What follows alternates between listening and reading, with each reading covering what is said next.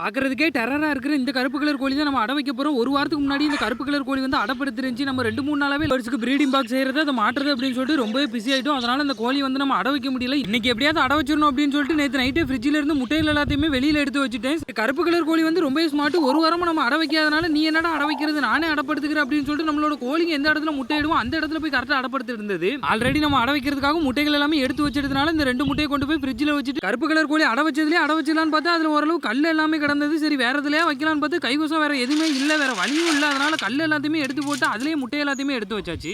கோழி காலையில இருந்து மேய்ச்சல கூட போகாம அடப்படுத்திட்டு இருக்கு. அந்த கோழிக்கு மட்டும் கொஞ்சம் அரிசி அள்ளி போடுவோம் அப்படின்ட்டு அள்ளி போட்டா மற்ற கோழிங்க எல்லாமே எங்க இருந்து வந்தது அப்படின்னு சொல்லிட்டு தெரியல, சும்மா பலாப்பழத்துல ஈ முச்ச மாதிரி வந்துட்டாங்க. கருப்பு கலர் கோழியும் கொஞ்ச நேரம் வெளியில மேய்ஞ்சிட்டு அதுவாவே அடையிலையும் போய் உட்காந்துருச்சு. நமக்கு வேலை மிச்சம் நினைச்சிட்டு இருக்கும் போது கோழி அடை வைக்கும் போதெல்லாம் எங்க பாட்டி பார்த்துட்டு சும்மா இருந்தாங்க. அடை வச்சு முடிச்சதுக்கு அப்புறம் வெயில் ரொம்ப அதிகமா இருக்கு, இந்த டைம்ல ஏன் கோழி அடை வைக்கிற அப்படின்னு சொல்லி கேட்கறாங்க. இந்த டைம்ல ஏன் அடை வைக்க கூடாதுன்னு உங்களுக்கு தெரிஞ்சா மறக்காம கமெண்ட் பண்ணுங்க.